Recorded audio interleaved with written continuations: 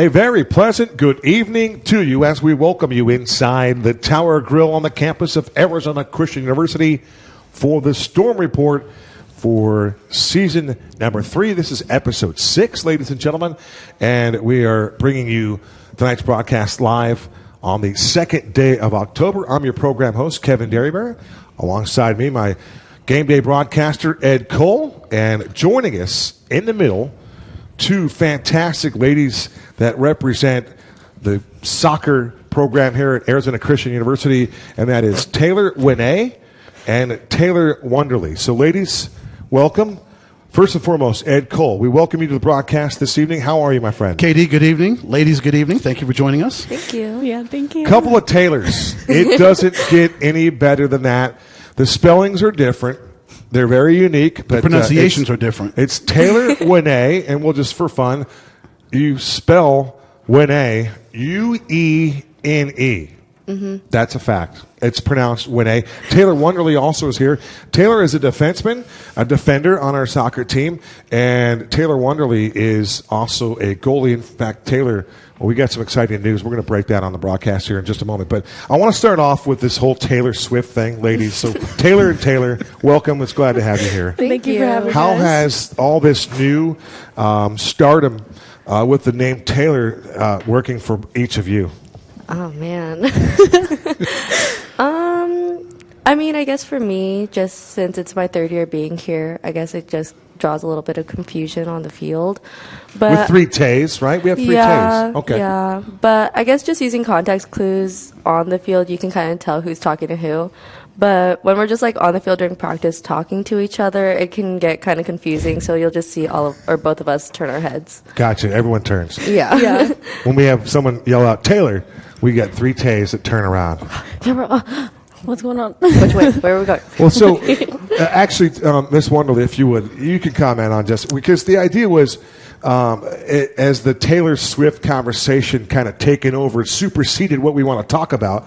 And in some cases, yes, maybe, and others not so. But I'm just curious what you guys thought about it, because every time you turn around, we're hearing about the Swifties. Yeah. So I know a lot of girls out here at ACU are definitely Swifties, and I hear a lot about the Chiefs and then Taylor Swift. But my perspective about Chiefs and Taylor Swift, I love it. Big Chiefs fan. Go Chiefs. So love Taylor Wonderly, she's all on board. All right, and let me just blow your mind here with some information. Okay. This is based on last night's NFL game in New York. Of course, Taylor Swift was there in a suite with Blake Lively and a bunch of people, including Mrs. Kelsey. Okay, Mrs. Kelsey is now a superstar in the Hollywood circuit. All right, we're getting there.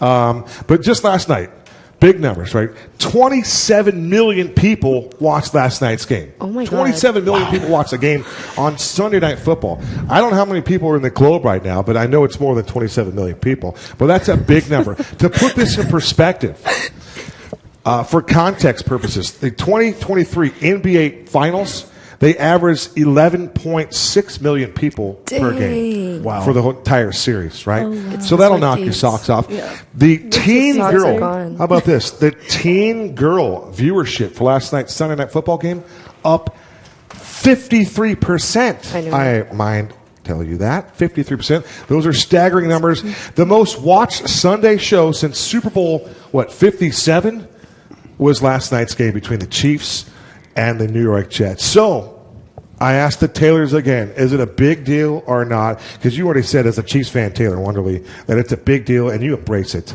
Yeah, I do embrace it. I love Taylor Swift. Love Travis Kelce. Let's hope they get married I one think day. it's super Ed, cute. are they the married type, you think? I think so. Travis and Tayler? Travis married? and Taylor? That'd be a super pairing, wouldn't it? Most We're getting ahead of ourselves, I think. Sorry. I like to jump.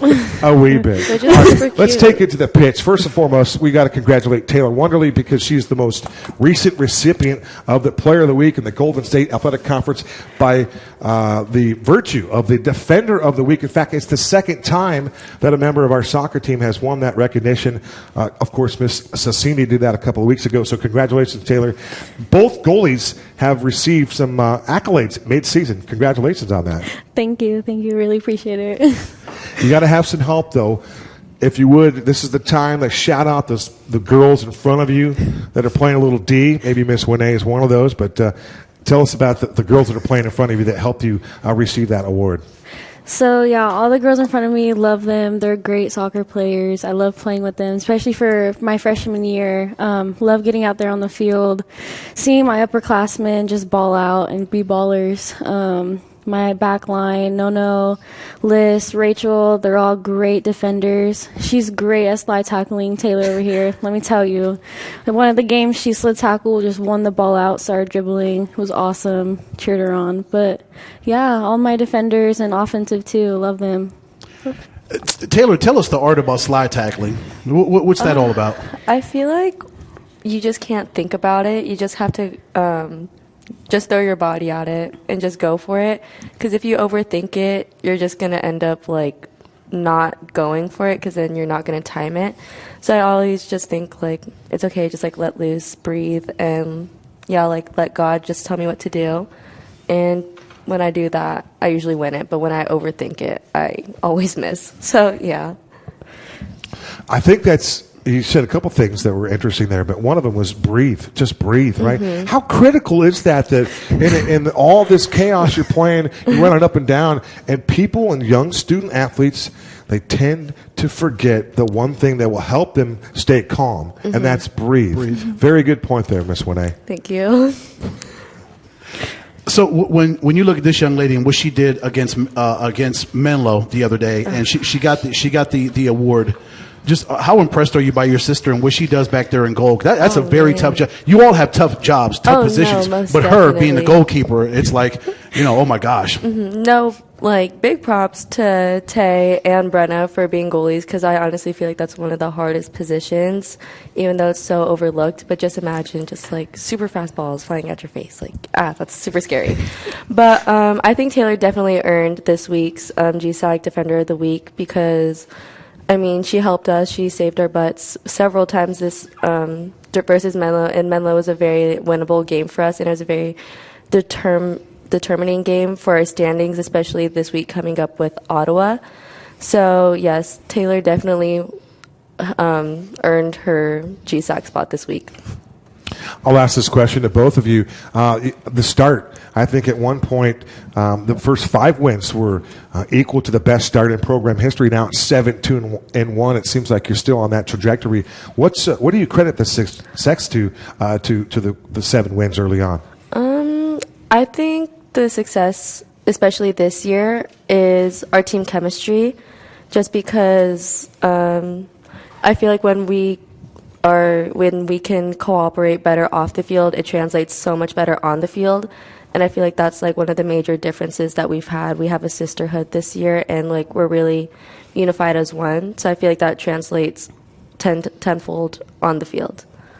Yeah, leading on to that, this is, again, like, my first year. I don't know how past years were, but I think just stepping on that field and even in practices, we showed, like, we are a sisterhood, and, like, we just show that we're there for one another, and it reflects on our field and in the games, and we see it. And you just look at your schedule, ladies. You're road warriors. 6 of your 7 wins are on the road. You're 6-1 on the road. Tayler, what is it about being on the road compared to at home that just allows you ladies to have that kind of success? Other than that Mid-America Christian game, you have a perfect blemish. You have a perfect record on the road. I just think being on the road is just so exciting, like, just traveling, being with all your sisters, especially in, like, the hotel. Like, you just lift each other up, and then just you shows on the field, and you just want to win out of state and then bring it back home, bring that victory back home. You don't want a sad flight home. You just want to have a good flight home. That's good that they're flying. I mean, that's a pretty decent way to end the game and head back home, get on the bird, and get back to Glendale. And I would think that would help you physically too, as opposed to getting on the bus and you're having to drive, thousands of miles to get home. You jump on a bird and you're home in a couple of hours. That helps with your physical recovery from games on the road, right? Oh, most definitely. Yeah, definitely. Taylor Wonderly, I would like to ask you about just the nature of PKs. We mentioned this maybe in the first show. It's not an easy task. Is it fair to say it's just simply put, it's a 50-50 proposition? Right or left? Or can you take anything away from what you've seen, advanced scouting, tendencies from another goalie, anything that from your teammate Miss Sassini, anything like that? How do you tackle a PK, which we think is challenging? Yeah, definitely. Well, I've had to deal with a lot of PKs, and I think my previous high school coach definitely taught me a lot. It's I read how they line up. If they're farther away from like the ball, say the ball's like right here, and they're like right here, then they're obviously going to go this way because they can't really turn their hips to go this way. And then if they line up straight in the ball, then it goes like this way, so I can direct like right or left based on like how like the line up, everything. So note to the show producers, we've been asking for that telestrator. This would have been another good time for that. This would have been great, Tim, to have right to break there. it down. That's okay. It's okay. And I've seen this a couple times today. Rome wasn't built in a day, so we certainly are well understanding of that. But anyway, back to the telestrator. Anyway, yes, Tayler, of course. You are absolutely right, Ed Cole. Yes. So, Miss Uene, at Maranatha High School, you had a lot of success. Yes. Especially in that Pettis Cup. Can you take us back to you getting that kicking that game winner? I'm sure it feels like yesterday to you, right? Yeah, so back in high school, I used to play forward, but so Pettis Cup, that was, I believe, my junior year. It was one of our away tournaments, and we had a really successful weekend. I think I had a hat trick in one of the games. I had like 2 goals in the other games. I'm pretty sure I had like 11 goals like throughout the whole tournament. And it was really funny because I played my cousin who goes to a school in Hawaii, and we were playing each other in like the championship game. And my teammate, Tavine Dedarian, she goes to school all the way out in the UK. She's a baller. She's awesome.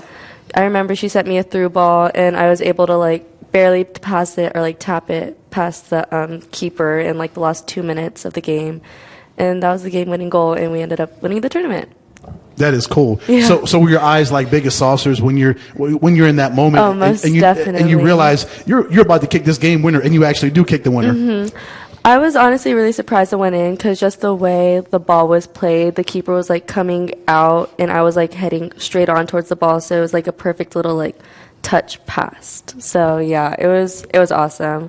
It's probably one of my core memories for soccer, most definitely. That is so cool. Just the excitement, Ed, of knowing the through ball is there, and it's Miss Uene against that defender, and it's going to be the fastest person to that ball. And then what does she do with it? She buried it. She finished it. That's what you're looking for right there. Now, I'm curious, though, Tayler. You 11 goals in a tournament. That's legit. That is seriously a scoring type mindset right there. But how'd you start playing D here at ACU? Because we're always looking for goal scorers, but at the same token, we need someone to stop the other offense. So how did you transition your game into defense? So it was also actually in high school. So during high school season, our center back got injured, and my coach just put me back there because we didn't have anyone else, and I did pretty decent. So I just kept going back there the entire season. And then club season came around, which is obviously like more competitive where you get actually like recruited for like collegiate sports. So I told my club coach because one of our center backs on my club team got injured. So I was like, I played, during my high school season. I can try it out. And so I just continued playing back there. And then Coach Gibbs reached out to me during Surf Cup and he saw me playing center back. And I got recruited as a center back. Just that simple, huh? Mm-hmm. That's simple. You showed your little versatility. Yeah. You're a team player, and that you're also, you'll do whatever it takes to help the team win. That's another great attribute. So T-Dub, I'm going to call you T-Dub. Is that okay? Yeah, that's perfect. Okay, that differentiates you guys. So you and Brenna get GSAC Defenders of the Week 2 weeks in a row. That lets me know that defense is the name of the game when it comes to your team. Talk about defense and how important that is for both of you guys to play solid goalkeeping and your sisters in front of you to play good defense to help you out. So, yeah, defense definitely is a big part of soccer. With me and Brenna, it's all about like communication as well. We communicate really well. Just being back there and being like our stronghold. We see everything on the field. We can communicate to our back line, tell them what's going on, when to shift, and everything like that. And it definitely helps out in the game, I feel. But yeah, it's the answers. If that's good. That's a good answer. Ladies, one of you mentioned the next game up on the schedule, and that happens to be Ottawa. Is it? You hear that? Is that pronounced Ottawa? Yeah. Ottawa? Did you hear that little low? OUAZ.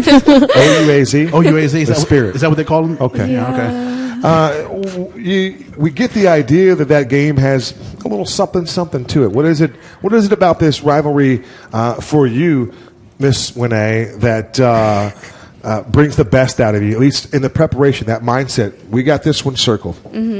Well, for me personally, I'm just a very naturally competitive person. Even just like during practices, I can get like very like intense and heated.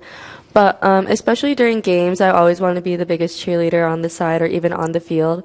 So just in the past with Ottawa, we tend to get like a little snippy with each other. It's both ends, very much so both ends. Just because, you know, it is like rivalry, we're in like the same vicinity. So I think for us, we've been so close each year that this year, like, we really feel that we can truly like beat them and, you know, like prove to them that like we are better than them. Like they're not like just this awesome school. They are, but we're better. But Tayler, you talk about your emotions. I would think that one of the keys to victory is channeling those emotions and not letting it get to you once you get on the field, right?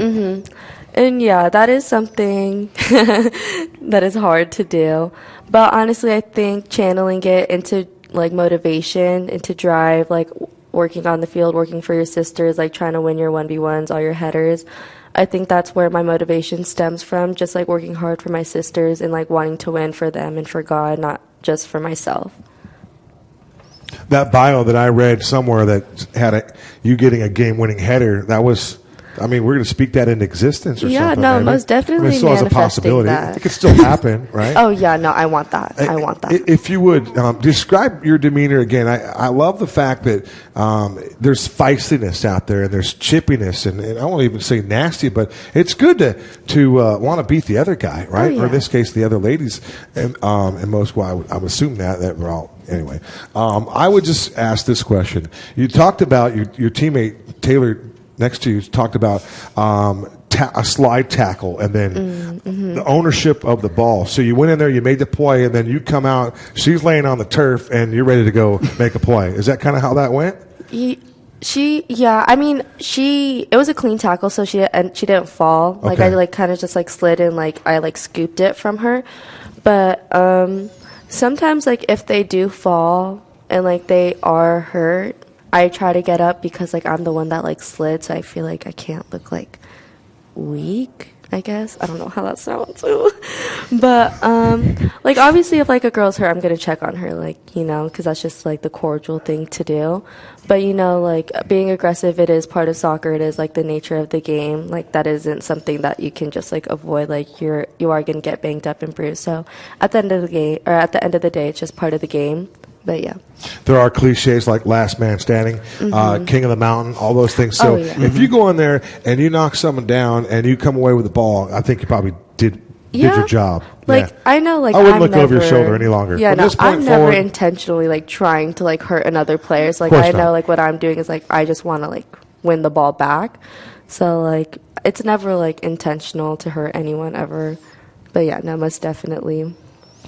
all right, we've got, when is that game? It's coming up here. It's OUAZ and ACU. It's going to be right here on campus, and that will be, check that. It's at OUAZ. Well, it says, yeah. Spirit Field is Surprise, Arizona. So there you go. We know that field pretty well, don't we? We've been there. Yeah. Yes. You go there and take care of business. Ladies, best of luck. Thank you. Best of luck to you. And by the way, I like to point out, out of all of our guests that we've had, Ed, on many, many shows, I think these two ladies embraced the idea of the camera. They were always looking at the camera, which is phenomenal. Yes. That's something that Ed and I hardly ever do. And you guys were on the camera the entire time. Payne's a good-looking man back there, so I have no issues with that at all. Well, but, Kevin, speak for yourself. yeah, very good.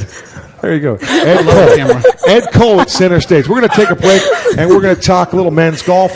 Bryan Altena is here, and we're going to slow it down just a little bit. Ryder Cup over the weekend. We can't wait to get Brian's comments on the Ryder Cup. All right, it's the Storm Report right here. Don't go away.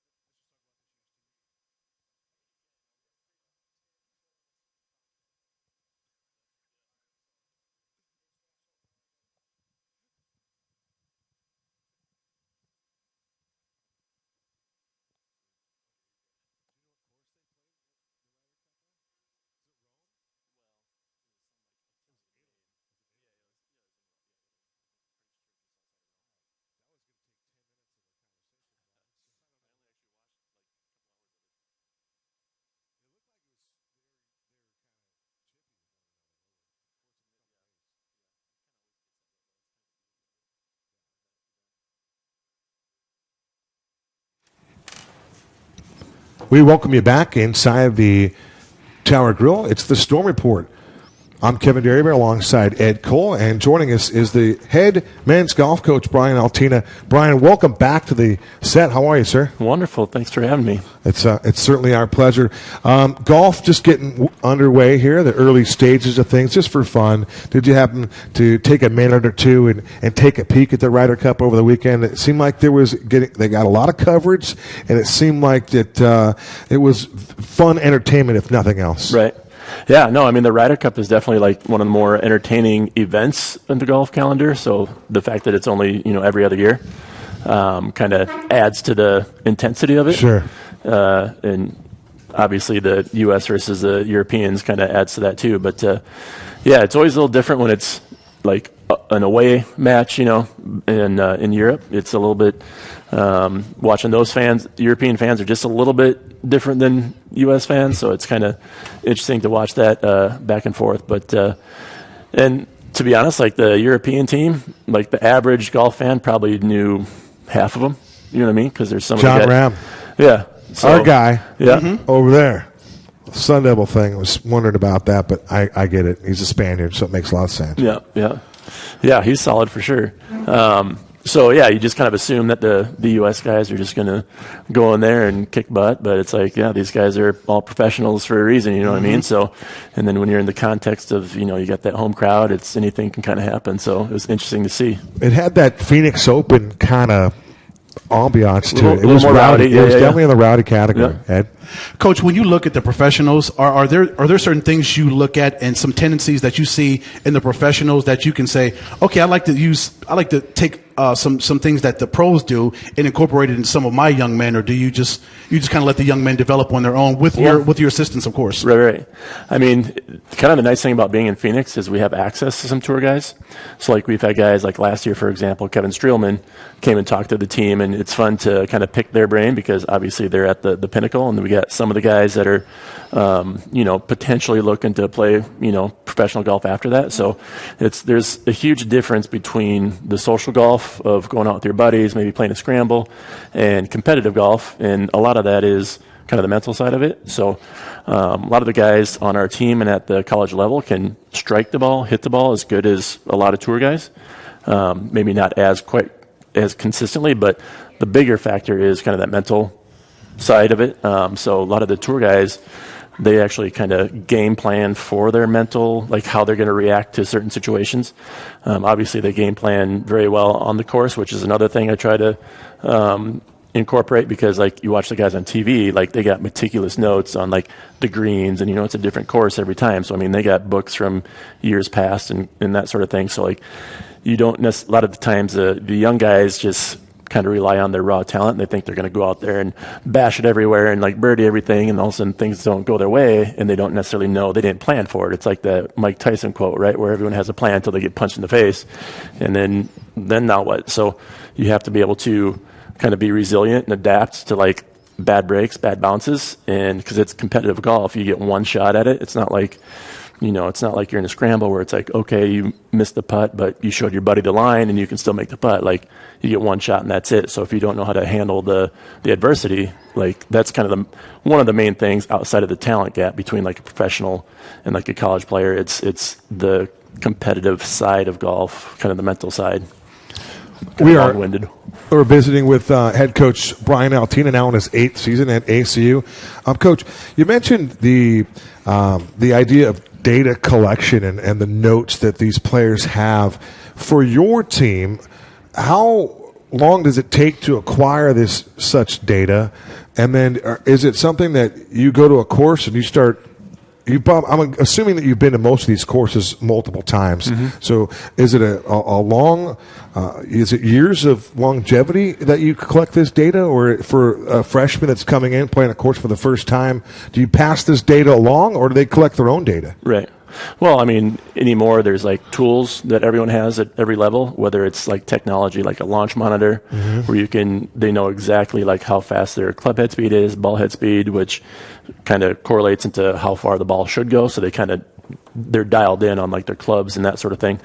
And it should be noted real quick, Bryan, the last time I played golf, I played with a launch monitor. And that changed my game entirely. You'd be surprised. You would be. Yeah, because a lot of guys like you a lot of times think you hit it maybe 300 yards, but you actually only hit about 220. Yeah, I didn't hit that well. You need to know that you don't actually hit it as far as you think you do. I know, Coach. But no, and then also like at these courses anymore, there's like like companies come in and like kind of do a laser grid of like the green, so you kind of know the slopes and everything like that. They make books and that you can buy and take notes on and stuff. So like that helps a lot. A lot of times when you see the guys on TV looking at their caddy book, it's a lot of that stuff where they know exactly like this is a 2-degree, slope right in this section of the green, that kind of stuff. So it's those kind of tools that if you use them properly, can really help. It's almost like having the answers to the test. So a lot of times I get frustrated with the guys that don't use them, because it's like if you're in class and you had a cheat sheet, like wouldn't you use it? Of course. So sometimes, they don't use it, and it's like, well, you can lead a horse to water, right? Coach, it's like last week you were at the OUAZ tournament. You were at Sterling Grove Golf Club on Monday and Tuesday. So as far as preparation, when you get there, do you get time? Do the players, do they get time to warm up on the course before, or do they just arrive and you kind of go and the tournament starts? Yeah. So basically, a standard kind of tournament is 3 days. First day, let's say Sunday, is practice round, and all the teams go out there and just play a practice round. So you're hitting various shots off the tees, dropping a bunch of balls around the green, hitting chips, that sort of thing. And then the tournament days are like Monday, Tuesday. So a lot of the upperclassmen, for example, that we've played Sterling a handful of times, they kind of know what to expect. Some of the freshmen, the new guys, it's a little bit more challenging for them. Like, say if they're from out of state, let's say they're from Colorado or something, and it's different altitude, different grass, and also they come down here and it's like it just reacts a little bit different. So it's a little bit of an adjustment period for them. But yeah, you get a chance to go out there, and some of these guys that are local have played the course just on their own time in general, so it's not a huge surprise. But yeah, definitely like when we go to Vanguard here in a couple weeks, it's a course that I don't think any of us have played. So we'll look to see if there's that greens book that we can buy, and we'll have that practice round, and then yeah, kind of go from there. I have 2 questions for you, Bryan, but I want to sneak one in. Do you encourage your student athletes to go to these courses ahead of time on their own time, or can you get it done with the time that's allotted to you in the coaching atmosphere and within that school regulation, so to speak? Yeah, I mean, the downside is you don't play for free. Right. So and some of these courses are nice courses. Sterling Grove is pretty high greens fee. So if they have the means to go play it, great. But that's not an expectation for sure. Okay. So yeah, the more familiar you can be, the better. But yeah, it's hard to say go spend a couple $100 and play it before we go out there. Completely understand it. I'm curious, as a coach, as a head coach, and has been doing it for a long time, and a pro as well.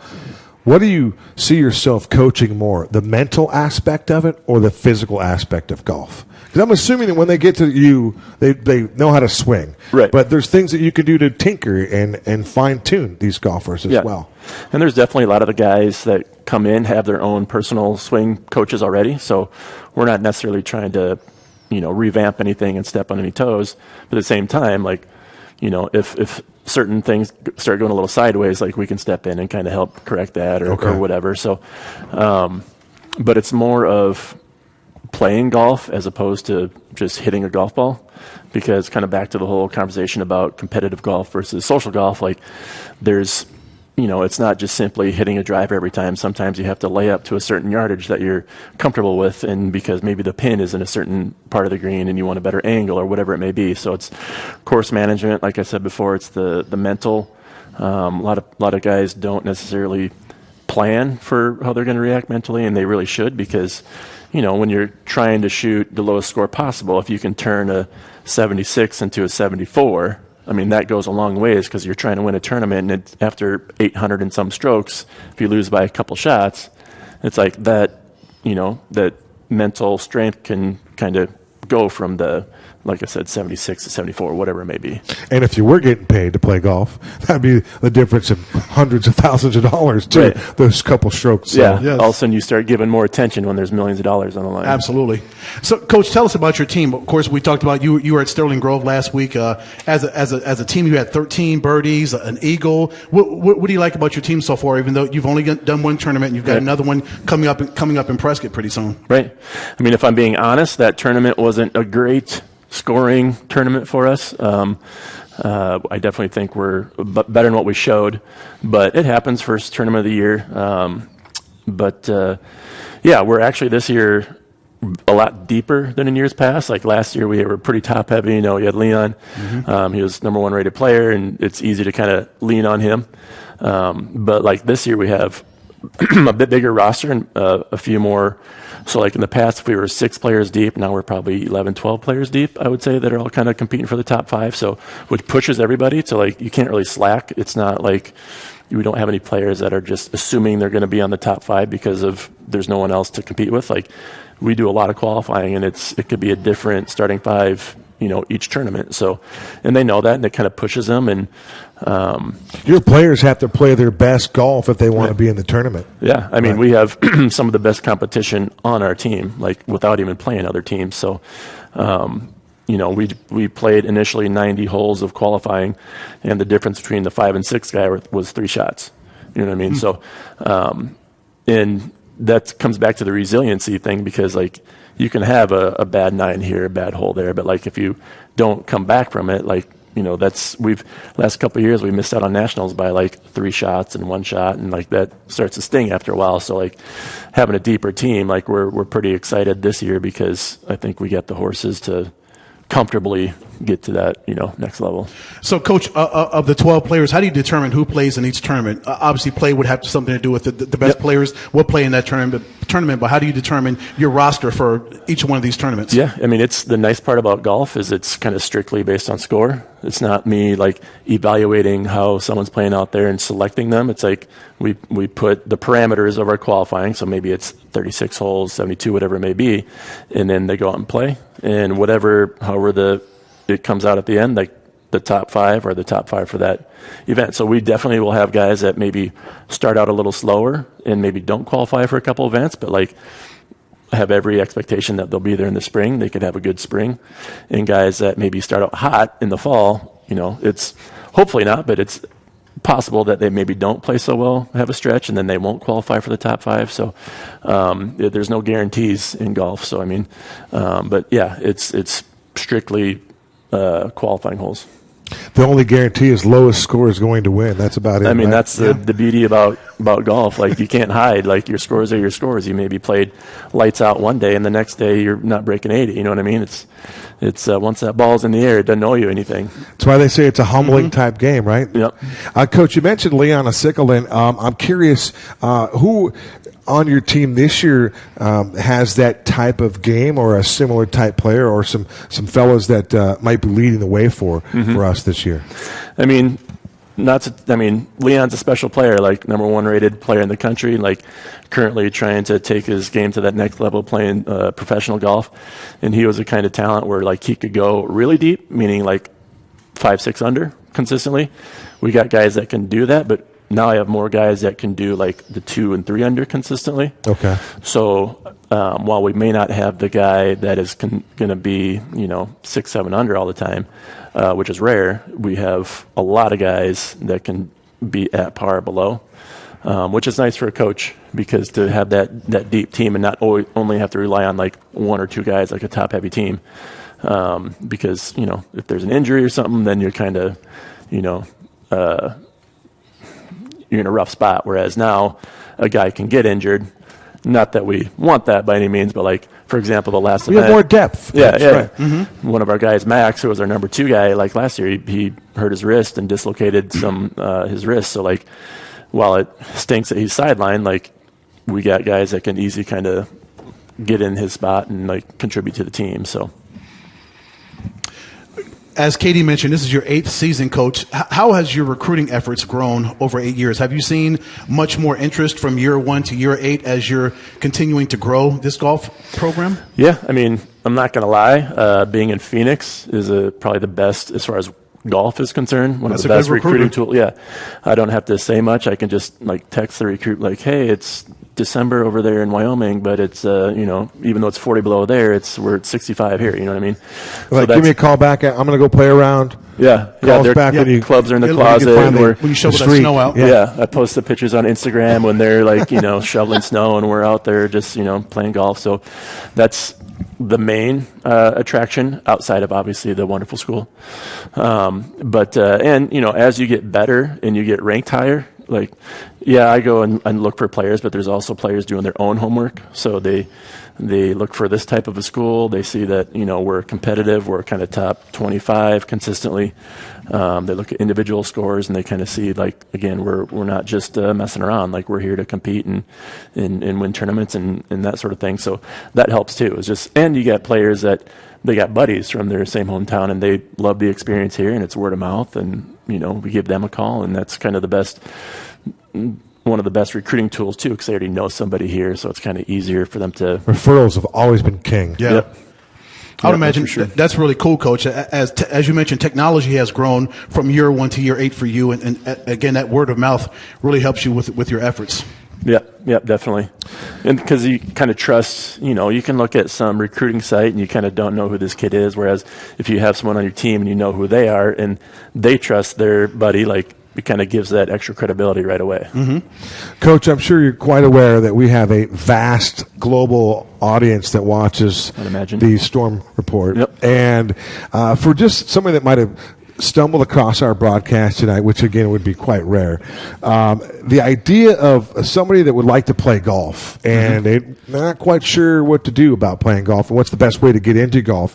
I'm an old Kerry Middlecoff kind of dude. So going back, I don't know if you even know who Kerry is. You probably do. Who is that? But he's an old golfer, one of a renowned golfer. But his theory was you got to play 15 to 20 rounds on your own before you can even go out, practice rounds, go play. Oh, no, I take that back. He said go hit 7,000 hours of balls and then play the course. So don't play the course until you're ready to attack the course. That's not fun for Ed and I. We want to go play the course.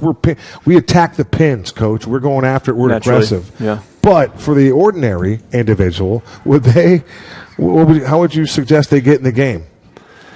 As far as obviously the younger the better. Okay. It helps with anything, whether it's golf or playing the piano or whatever. Sure.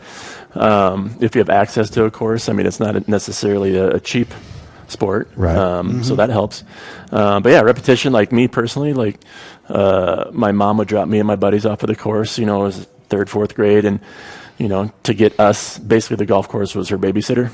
So they drop us off and you're just there with your buddies, whether it's basketball and you're playing horse or playing golf, out there with your buddies, just hitting, trying to impress each other with your shots or whatever. That's kind of the easiest way to, if you don't have like an instructor, like obviously if you have like a professional giving you golf lessons, like that's a whole nother level of, that will help you kind of get to that next level. But it's just going out and playing and having fun, really. The younger you can do it, the repetitions, obviously. And then when it comes to competitive golf, if you can play in tournaments and put yourself in that situation of feeling, the nerves and that kind of stuff and getting comfortable in that environment, that's going to be the best for like competitive golf for sure. When was the last time Coach Bryan Altena had to get out his wallet, pick up the tab for a round? Yesterday. Really? Because I would literally think that being a pro, that you've got the contacts, you can make a few phone calls, and that you get you and the boys, Ed Cole, myself, on the course. Mm-hmm. Tim might like to play a little bit. Payne has got a golf background. His name is Payne. So anyway, we're just having I've heard fun of with you, Coach. Well, that's people assume that when you're a golf coach or working in the golf industry that's all you do is play golf. That's not the case. Like, actually, just the timing is funny because I played it for the first time yesterday since June. So, wow. And I just happened to be in Sholo, and we got set up with some golf. And did you play at Bison? Where'd you play? Torion. Oh, that's nice too. Yeah, and it's a little bit lower the hill. Yeah, not real cheap. I was a little sticker shock, but whatever. It was a great experience. But yeah, and then I'm a certified PGA professional, so you do have that card. So in general, if there's enough lead time, I can call up a course and be like, hey, I'm industry, whatever, and they'll maybe give me a cart fee or something like that. But when it's short term, I'm not going to be like, hey, you're not let me play for free. You're not going to big ball them. Yeah, exactly. The cart fee, whatever. Yeah. The cart fee. Did you hear that, Kevin? PGA Professional. Yes, sir. Oh, we knew that. No big deal. Yeah, we mentioned he was a professional early on. Mm-hmm. Yeah, very early stages. He just validated it. Yeah. Validation is not necessary here, Brian. We understood that you were a pro when you walked in here and sat down. It's you put obvious, that headset on. Yep. All right. We're going to talk more about our student athletes here on campus. We're going to talk a little cross country with head coach Brent Fahsholz. He'll join us straight ahead.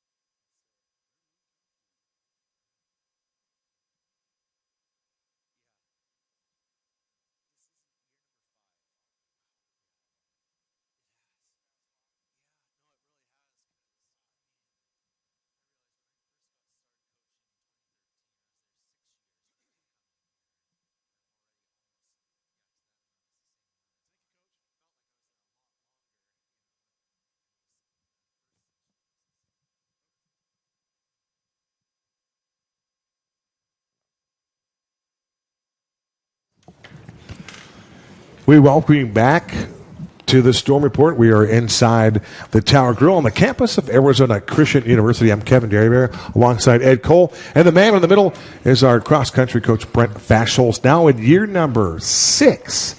Time flies when you're having fun. A half a dozen, Brent. Congratulations on your tenure. That's just crazy to think that we've had several conversations during that time, but it's already a half a dozen years. It's just mind-boggling. Yeah. No, it's gone by really fast. 5 years, just to be precise. Oh, so 6 years at my previous stop. There you go. And again, that felt a lot longer than the 5 years has here. Okay. And it has gone by pretty quickly and been a lot of fun. 6 is just a little deeper, shows you a little more tenure, a lot more longevity for you here. So, but we'll go with 5 for the sake of accuracy. 5's half a decade. Yeah, 5's half a decade, halfway there. What's going right for you in the first couple of weeks? You've already had 2 events. You got another event here in the next 5 days. Will you be heading to Claremont? It's the Pomona Pitzer Invite, hosted at Blanchard Park. I'm sure you have familiarity with Blanchard Park. I have no familiarity. I have no familiarity with it. This is the first time in program history we've gone to Blanchard Park. But we do actually. I shouldn't say we don't have no. Miracle of modern technology. We can actually go to Pomona Pitzer's website, and they actually have created a video. They had someone with a GoPro going through the course, and so we are actually able to do a course walkthrough to the our team meeting. That's cool. And so got familiar with the course, and yeah, it's a great course. It's on their campus actually, and really good for spectators. Like depending on what course you go to, some courses are great for watching, but we'll be able to see the runners coming through a lot and all that. So. Like we asked Coach Altena about preparation for a course, like for them for golf, you for your ladies and your men to run. How do you prepare for different types of terrain and preparation for weather and things of that nature? Mm-hmm. Yeah, again, as far as weather, our weather's pretty consistent both here and Southern California, where we usually go to. Not too much, but yeah, the terrain can make a difference. And so in a given season, we will prepare for what our conference championship course will be.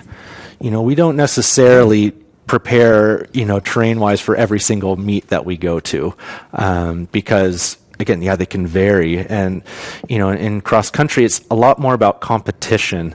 And so it's, in track, you're trying to get a time. But to get to nationals and, to win a race, at the end of the day, we got to beat people. And so fitness has a lot to do with that. And, efforts, like we do a lot of effort-based running where we'll go from a hard effort to an easy effort to a medium effort to a hard effort. And in the cross-country season, it's really focused on how you feel as you run because you don't, every course is a little bit different. Sometimes it's a hill, sometimes it's flat, but it's feels the same. It's still a race effort. Mm-hmm. And so we really hone in on that. And then, depending on what the conference course is, we'll practice a lot on, last year at William Jessup, it was all up and down. Like you're either going up a hill or down a hill. And so we had a loop, a 3,000 meter loop over at Deem Hills that we would run. That was just that, an up and a down, and we do quite a bit of that. We've done none of that this year because it's basically going to be a track meet. Like it's just a flat 2,000 meter circle. And so we've just done a lot of flat, some grass, but a lot of dirt running in preparation for that. But for the most part, cross country is a lot about feel. We have paces and stuff, but you're well versed in the Masters track, which is where the GSAC championships are going to be this year, obviously. Yes. And you talk about how you prepare for the conference championship course over the course of a year. Yes. Yeah, and we do. And so, the Master, and I can say, actually this course will be different too. Like it's the same area, but they've actually taken off the hill, and so it used to be a course that had this really steep hill that you'd go up and would be really challenging. The guys would have to do it like 3 times. The girls would do it a couple times. But they've changed on the conference and national level. The race has to be a 6K for the women. And so they had to change their course into a 2K loop to make it a 6K. And so the only way they could do it was taking out the hill, which a lot of our runners are perfectly fine with. They're okay not having to go up that steep hill.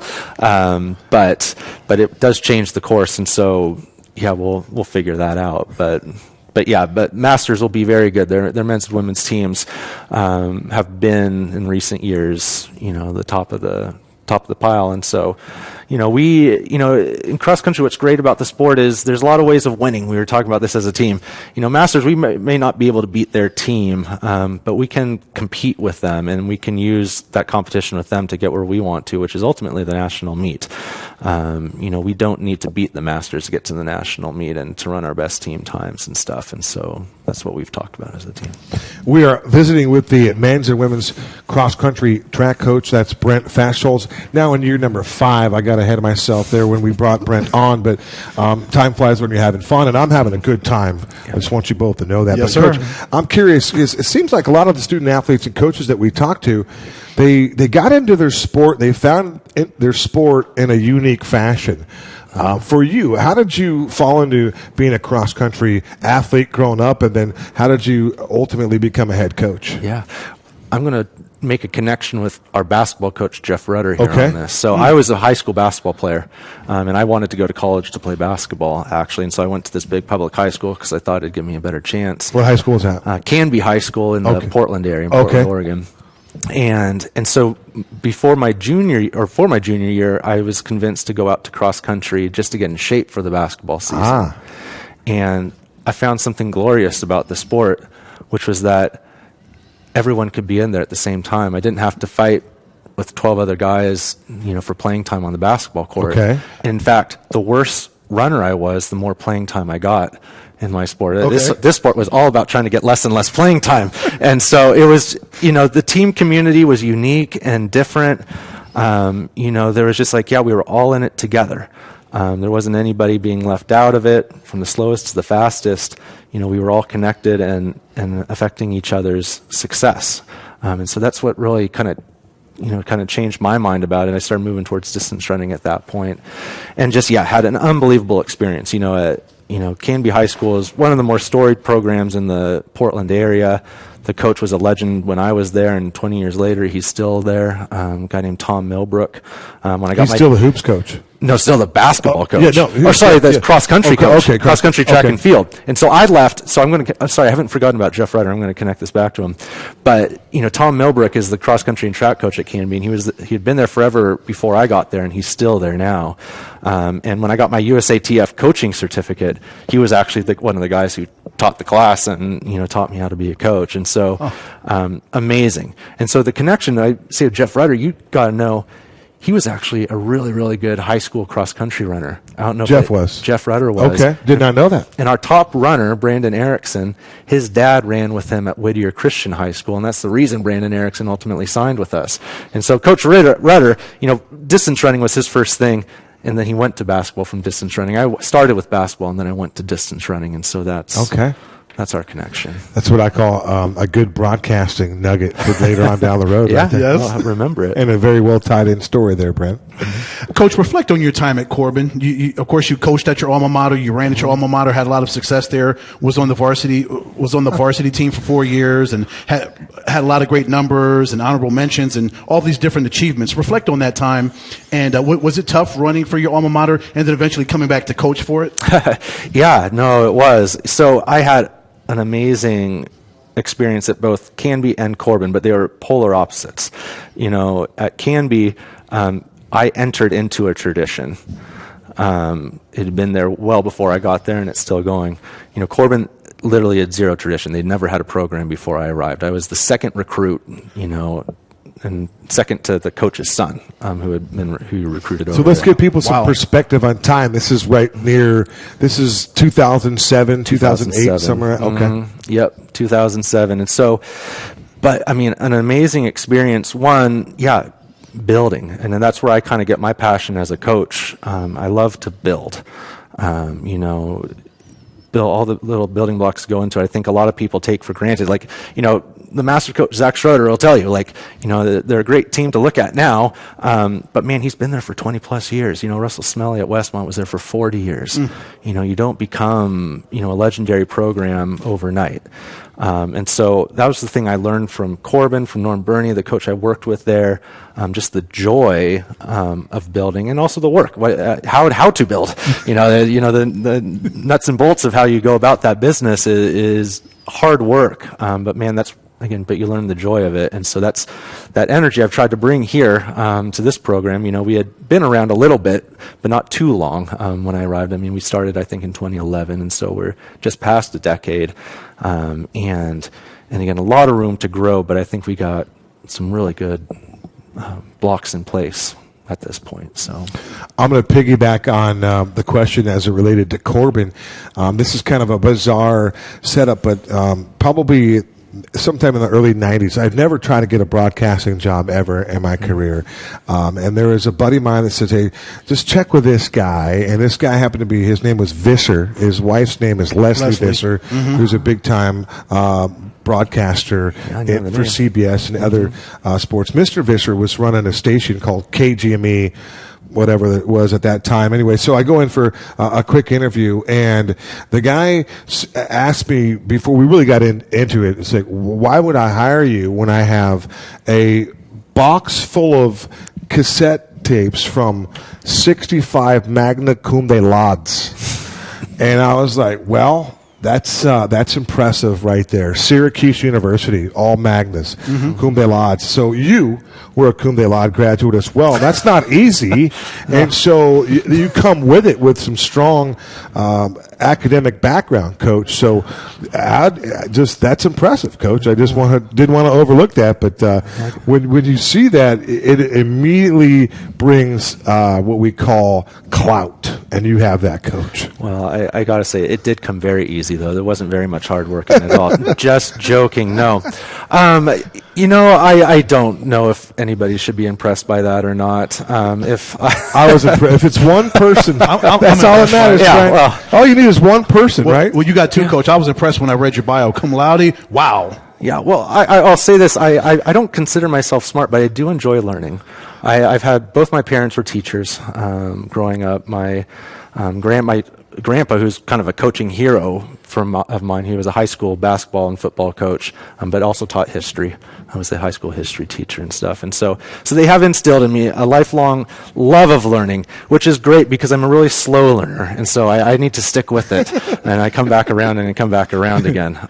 But I do love to learn. And that's what I hopefully try to instill in the runners too. This is kind of a class. Our cross country team you can think of it as a classroom. Mm-hmm. It's one of the classes they got to take. And so, we very much emphasize, we want to win, but especially we want to learn and understand in our victories and our defeats. And so if you can do that, we can live with that. I've always been under that category and that mindset of the people in place along that journey kind of make the difference. And whatever there are success or failures, we could tell that Brent Fahsholz is leading our student athletes here on the journey in the right way. So we appreciate you for that, Coach. Appreciate that very much. Thank you. So, Coach, being another math lesson here, Kevin. So, being the head coach for the men and the women, is that double the work? You could look at it that way, but I don't. There's a lot of crossover. We kind of consider it one team, but yeah, they are doing two different distances in cross country. But then, talk about crazy math though. Come track season, then we have the 800, the 15, the steeplechase, the 5K, the 10K, and we have crossovers and all there. And so I've lost track of what the numbers are and the math is for all. You can say I coach, you could say I coach 20 plus different people, or you can say it's two teams, or you can say it's one team. Kind of all blends. It depends on the time of year. Coach, we're about running out of time, but if you would, as we close up shop here this evening, give us a couple of names that we could all be looking out forward to seeing have success on the track this season, whether it be for the women or for the men. Well, that's easy. One guy and one girl are two returners who went to nationals last year. Okay. Brandon Erickson on the guy's side and Mary Alice on the ladies' side. And that name Erickson pops up again. Yes. Interesting. Yes. So his dad, like I said, ran with Jeff Rudder and was a great runner in his own right. Like a 14:48 5K guy in high school. He's a guy would have been begging to recruit. Let me recruit you. And so thankfully he at least gave me his son. And Brandon's just been an unbelievable runner and leader. He is one of the top runners in the nation. I can say that objectively. He ran a 14:46, finally beat his dad's record last spring. Okay. In the 5K. It was an 8 automatic qualifier for the national meet. And that's moving, right, Coach? It is. Okay. It is. I never ran anything close to that. And I'm going to talk about my PR around that. Ran a 3:57 in the 1500 and yeah, has just been a guy that has, improved every single season of every single year. So been a quality leader, great attitude. Very serious-minded, kind of a sciencey guy. You got on the other side, Mary Alice, very more on the humanities, poetic side. We have a lot of fun. She's a girl that brings joy and fun to running, and is just very talented though too. She qualified for nationals and then was all conference 800 runner in 2:17 800. But very much a free spirit. She keeps the mood light, and is someone who I expect, both of them be all conference level runners and hopefully return in that national meet too. And Coach, isn't that one of the most gratifying things of your job? The numbers are great. Having these young men and young ladies have these levels of achievement, but being able to see them grow as young men and young women into grown men and grown women over time. Yes, sir. Yeah. No. One of the greatest compliments I got about our program was from the runners. We were having kind of an end of the season get together, and just runner after runner, just kind of expressing how before they got here they were very insecure. Very much not sure if they could be themselves. But immediately coming into our program, they just felt like they could be themselves. They were relaxed, and they found their first real true friends, and just the ability to express themselves. And so I hope that our program is always like that. That we are ultimately within the greater sphere of the university, and they're growing as human beings. And so hopefully we're a place that they can be themselves, and grow as a human as they grow as a runner. And Brent, many times the student athletes are a part of, or a chip off the old block from their head coach, right? As a representation of their head coach. So that, again, that would be a compliment towards you. So again, Brent, we We appreciate that. Looking forward to the event coming up here in Claremont, October 7th. And I'm just curious, do you ever have any coverage for the games, for your events? Do they film them? Do they stream them? I'm sure they'd be challenging to broadcast, but is there a way to peek in on the day-to-day performances? Well, the best way to do it is sometimes they often now will have live stats. And so they'll have chips on the shoes, and so you can see where they're at the mile, at the 2 mile time wise and place wise. They have occasionally, Jessup at the conference championship, had a live stream going, but basically they only followed the leader all the way around, and so you didn't see anything from anybody else. And so those are usually not worth it. That's tough for a 3-hour view. Just to watch one or two runners. No, not entertaining. I love distance training. I'm not entertained by that. And I watch AC road games, and so it's similar. It's a tough 3-hour view. Yeah, well, and even you watch Pac-12 Network, or the really fancy cross country stuff. And even there, you can basically see the front runners, but you're not able to watch it. And so, either come to the race and look for your person, or watch them on the live stats. That's the best way to follow it, I think. That's Brent Fahsholz, and we enjoyed our conversation, talk a little cross country. We're going to wrap up tonight's program. Special thank you to all of our guests here, for Tayler Wanderley and for Tayler Uene. And then we'd also like to thank Coach Bryan. Do we tank that, Payne? Uene. Sorry. Uene. Sorry. If you had any idea on how that worked out. Miss Uene, of course. It's important to, what did I say? Uene? Yeah, that's pretty close. Uene. No, it's not. Those are all very close, and we want to make sure that for Tayler Uene, that she gets one behind the goalkeeper. We're cheering for her for that. But for the man to my left, Mr. Fahsholz, thank you so much for your information tonight, and sharing the stories with us. And for Tim Gosen, and of course Payne Moses, the guy that's getting it done behind the glass, and then the guy over here, Edward Cole. I want to thank him as well. So that's it for us. We hope you enjoyed tonight's show, and we'll look forward to being with you again next Monday night right here from the Storm Storm Report from the Tower Grill on campus at Arizona Christian University. Good night, Payne.